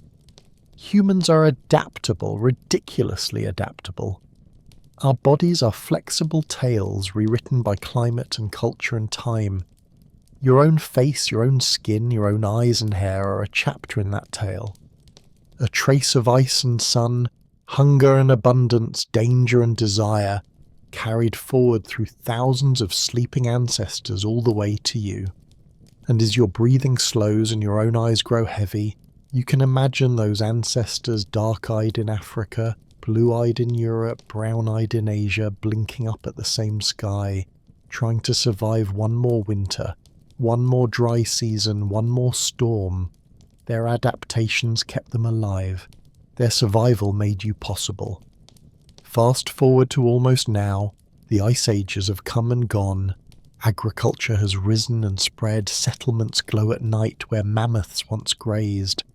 Planes cross oceans in hours, and the careful matching between skin shade and sunlight intensity that took tens of thousands of years to evolve starts getting scrambled in just a few generations. For most of our history, people tended to stay put. Your ancestors might move a few valleys over, maybe follow herds a few hundred miles, but the sunlight where they lived, the UV radiation pouring down on their skin, stayed broadly the same for thousands of years. Evolution had time to tune their skin pigmentation to those local conditions. Dark where the sun was brutal, light where the sun was weak. Then very recently everything transformed. Ships started crossing oceans, empires expanded, trade routes turned into migration routes. People from intensely sunny homelands found themselves living under grey northern skies. People whose ancestors had evolved in misty, low UV climates moved to fierce tropical coasts. In just a few centuries, the slow dance between climate and skin shade was thrown into chaos. Imagine a map of the world at night glowing with settlement lights. Now imagine another map layered on top of it showing where your skin expects to be based on your ancestry. If evolution had its way, dark skin would cluster around the equator, fading gradually as you move toward the poles. But the real map now is different. Dark-skinned families in Stockholm, pale-skinned families in Brisbane, mixed heritage kids everywhere, their genes carrying UV histories from half a planet away. Our bodies are still running software written by ancient sunlight, but we've altered the hardware, our environment almost overnight. Take Australia, especially places like Queensland. It sits under some of the strongest UV radiation on Earth. For tens of thousands of years, the Aboriginal peoples of Australia evolved deep protective skin pigmentation that worked beautifully with that extreme sun. And in the last few centuries, large numbers of very light-skinned Europeans arrived. Skins that had been shaped for the cloudier skies of Britain, Ireland, and Northern Europe found themselves under a blazing, unforgiving sun their melanocytes were never built to handle. The result, a skin cancer experiment running in real time. In high UV regions like Australia, New Zealand, and parts of South Africa, fair-skinned populations have some of the highest rates of skin cancer ever recorded. Basal cell carcinoma, squamous cell carcinoma, melanoma, the most dangerous kind. These are not evolution's mistakes. They're what occurs when we move faster than evolution can follow. Your light skin was never designed to make you sick. It was selected because in dark, low UV environments, it let your body produce enough vitamin D to build strong bones, healthy immune systems, and surviving children. But move that same skin suddenly to a harsh tropical sun, and the trade-off flips. The advantage, fast vitamin D production, no longer matters because there's vitamin D everywhere in that sunlight. Instead, the vulnerability becomes fatal. UV rays slice through unprotected cells, damaging DNA. Most of the time, your body repairs it.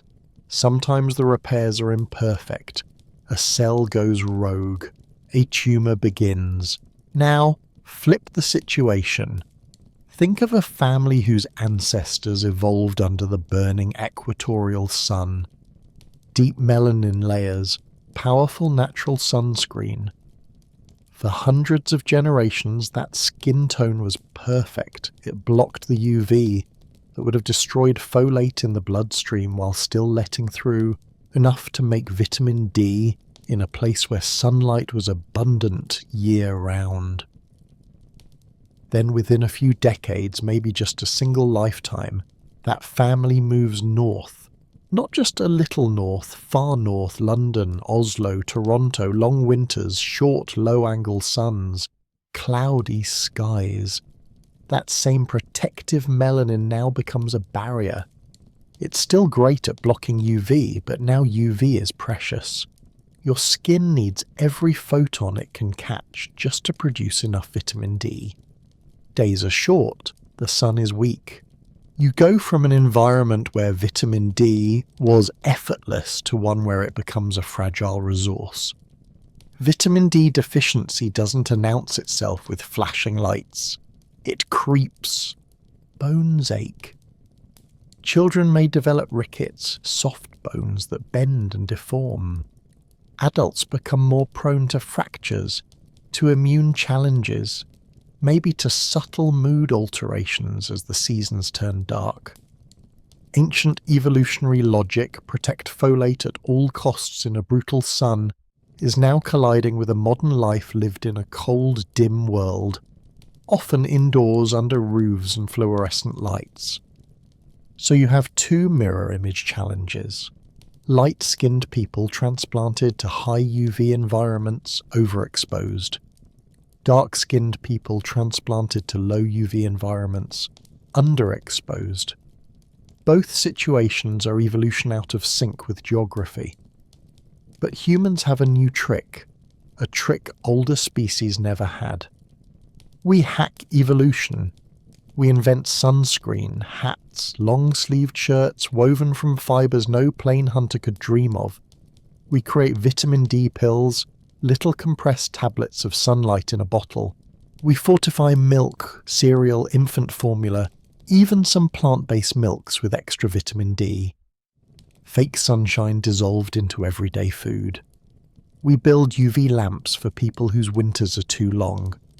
We study our own biology and quietly reroute the ancient pathways that used to be controlled only by climate and selection. Your ancestors evolved to match their skin to their sky. You can now alter the rules in a single afternoon trip to the pharmacy. The consequences are profound. For the first time in our history, skin shade doesn't fully determine where we can live safely. A deeply pigmented person can be perfectly healthy in northern Canada.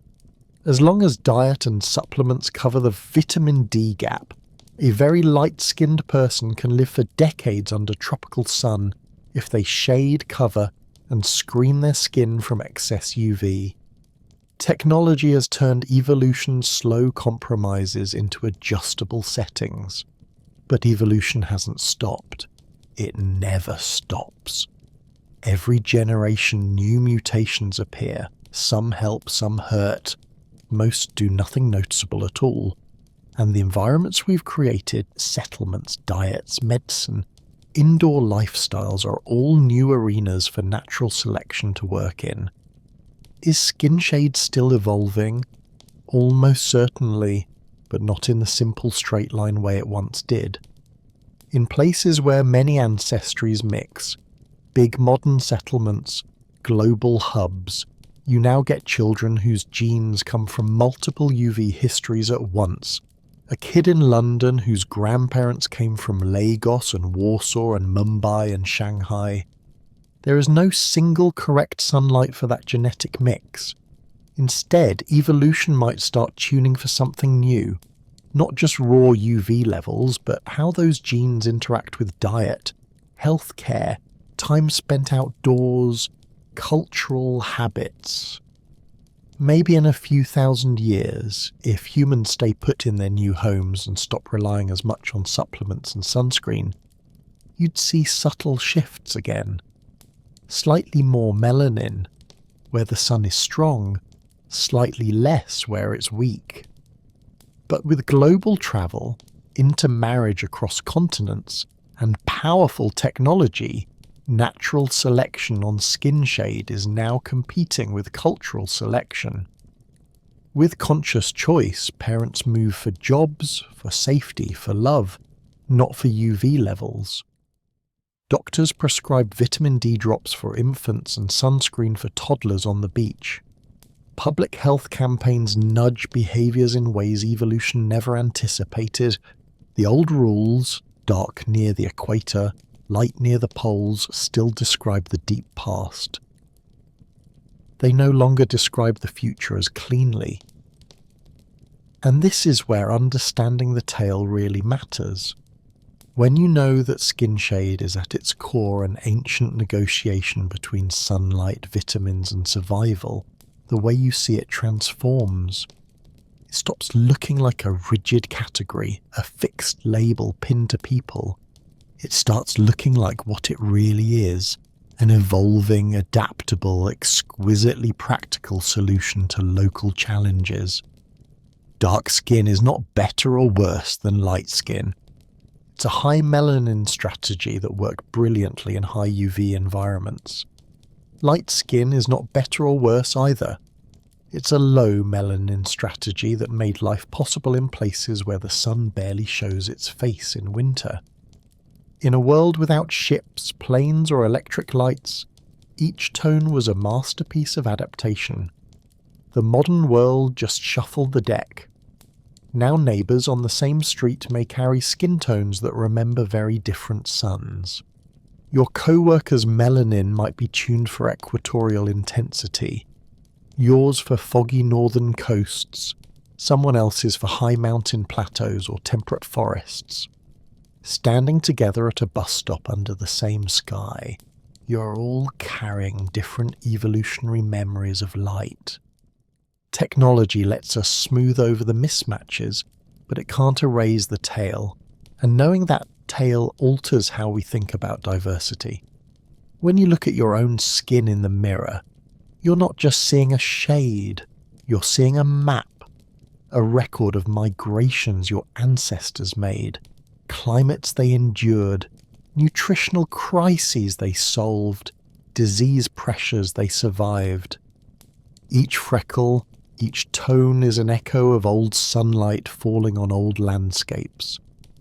When you look at someone else's skin, you're seeing a different map, a different set of migrations and solutions, not a hierarchy, a library, a collection of answers to the question, how can a human body live here? In the past, those answers were largely locked to place. Dark near the equator, light near the poles. Now in airports and subway cars and university classrooms, all those answers mingle. The Amazon and the Arctic Circle ride the same train. The Sahel and Scandinavia sit next to each other in school, and instead of letting those visible distinctions divide us, we can treat them as clues. Evidence that we are a species built to adapt, to survive, to spread into every corner of the planet. Evidence that the boundaries we draw, us and them, light and dark, are shallow compared to the deep shared history written beneath every tone of human skin. As you lie there, maybe in a darkened room lit only by a small screen, your own skin is quietly doing its work. Melanin molecules absorbing stray photons.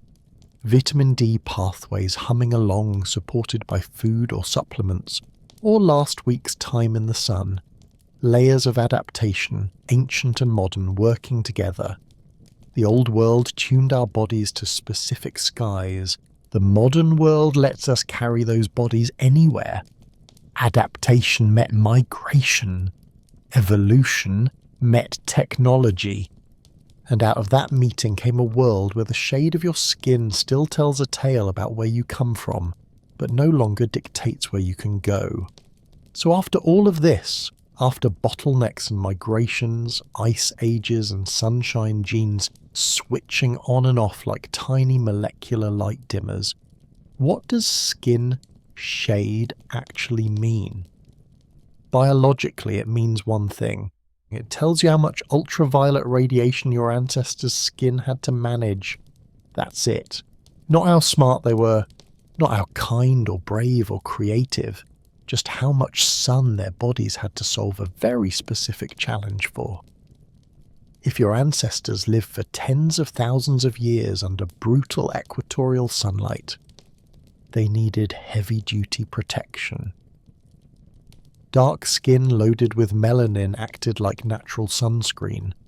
It shielded folate in the blood, protected DNA, reduced the risk of skin cancer, and kept developing embryos safe. If your ancestors wandered into places where the sun barely dragged itself above the horizon in winter, they faced a different danger. Not too much UV, but too little. They needed to squeeze every last photon of sunlight into vitamin D. There, lighter skin was like opening the blinds wider. Less melanin meant more UV getting in, faster vitamin D production, stronger bones, healthier pregnancies. So when you look at someone's skin, what you're really seeing is a climate report, a UV history, a record of how much sunlight their lineage has negotiated with over the last 40,000, maybe 50,000 years. In evolutionary terms, that's yesterday. For most of our existence, every human walking the earth had dark skin, deep brown, rich in melanin, tuned for the high UV world of Africa, where our tale began. The first people who looked anything like white Europeans. There are recent twists, the result of a few mutations that spread rapidly when our ancestors started farming in cloudy northern skies. Ancient hunter-gatherers living in Ice Age Europe. Many of them likely had dark skin and light eyes or some other combination that doesn't fit our modern boxes. The sharp shade boundaries we imagine today didn't exist. They are new, they're fragile, they're still transforming. But our brains love boxes, they love categories. So we invented one race. We told ourselves that skin shade, hair texture, facial features all lined up neatly into a handful of discrete types. We gave those types names. We attached tails to them. Tales about ability, about worth, about who belonged and who didn't. The trouble is, biology didn't cooperate. When geneticists look at humans, they don't see crisp lines. They see gradients, blends, smooth transitions across continents, like shades bleeding into each other on a watercolour map. Walk from the equator to the Arctic, step by step, village by village, and what you see isn't a set of sudden jumps from race to race. You see a slow shift in skin tone, facial features, body proportions, hair types, all adjusting to local climates, diets, and histories. A continuous fabric, not a quilt of separate pieces. There is variation, of course, real, visible, measurable variation. But when you zoom in at the level of DNA, that variation behaves very differently from the way our social labels suggest. Two people from the same race can be more genetically different from each other than either of them is from someone in a different race. Most of the genetic diversity in our species, around 85 or 90% of it, exists within local populations, not between them. What we call race captures a thin slice of surface traits, mostly tied to climate adaptation, and then inflates their meaning until they feel like destiny. Underneath all those surface distinctions, the numbers tell a very quiet, very simple tale. All humans share about 99.9% of their DNA. That tiny 0.1% accounts for everything we can see. Tall or short, curly hair or straight, dark skin or pale, green eyes or brown. All the visible diversity of 8 billion people squeezed into a fraction of a fraction. And even inside that 0.1%, almost none of it sorts neatly into our racial categories. Your skin shade might line up with one group on a census form. Your lactose tolerance might line up with another. Your immune genes, your smell receptors, your ability to handle high altitude or digest certain plants. Those might trace to ancestors scattered across continents you've never seen. Your body is a mosaic assembled from thousands of ancient experiments, hundreds of migrations, dozens of small survival tales. None of that complexity fits inside a simple label. Race, as we usually talk about it, is not a biological fact. It's a social invention built on top of a few real biological trends. There are patterns.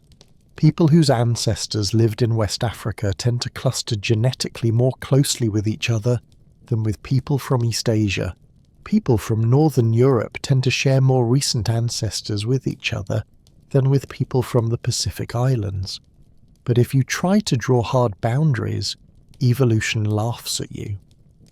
Where exactly does Europe end and Asia begin in DNA? There is no single answer. The borders wobble, blur, dissolve under scrutiny. Every line you draw is part science, part politics, part history. The truth is gentler and stranger. We are one continuous family that never really stopped moving. Those early dark-skinned humans who stepped out of Africa around 60,000 years ago, they are the ancestors of everyone currently called white, black, Asian, Latino, Pacific Islander, and every other label we've created. There is no branch of humanity that did not pass through that African bottleneck. There is no pure group that stands apart. We are all remix versions of the same ancient survival track. The genes that made some of us pale are teenagers in evolutionary time. Skin-lightening mutations common in Europe are maybe 6,000 to 10,000 years old. Some in East Asia are different mutations altogether arriving independently. Separate solutions to the same dim sum challenge. Think about that for a moment. A person with very light skin in Sweden and a person with very light skin in northern China became pale for different genetic reasons at different times in different places. Yet if you put them side by side, a casual observer might say same race. Meanwhile, two people with very dark skin from distant parts of the tropics might be more genetically different from each other than either is from one of those pale-skinned strangers. Our social categories are trying to map a three-dimensional swirling, overlapping storm of ancestry onto a flat little chart. No wonder they keep tearing at the edges, but instead of feeling lost in that complexity, you can let it calm you. Because once you understand what skin shade really is, a local tweak for UV radiation, nothing more, you're free to see something deeper. You can see that the full range of human shade from the deepest ebony to the palest ivory is not a hierarchy. It's a weather report, a record of sunlight and seasons, an atlas of where your ancestors stood under the sky and how their bodies learned to make peace with the light. You can see that the curve of a nose, the shape of an eye, the thickness of a lip are not badges of superiority or inferiority. They're quiet archives of climate, diet, and chance. Adaptive footnotes in a tale that has always been about staying alive just long enough to have children who could do the same. When you look around at humanity, the freckles and albinism, the golden brown, the red undertones, the olive tones, the near black that swallows light and throws it back as a soft sheen, you're really looking at evidence. Evidence that our species is astonishingly flexible, that we've walked through deserts and tundras, rainforests and high plateaus and found a way to belong in each. Our diversity isn't a challenge to be explained away, it's a map of where we've been. Each tone of skin is a postcard from a different latitude. Each facial feature is a rumour from a different climate. Each one whispers, someone like you survived here. And beneath all those variations, the similarities are overwhelming. The same 206 bones, the same 600 plus muscles, the same neural wiring that lights up when we hear a baby cry or a loved one laugh or a tale that feels like it belongs to us. The same basic brain that learned to tame fire, to knap stone, to plant seeds, to build settlements, to send robots to other planets and lullabies to other hearts. No matter how you look, your ancestors lived the same essential drama as everyone else's. They worried about food, they mourned their dead, they told tales around flames and under stars.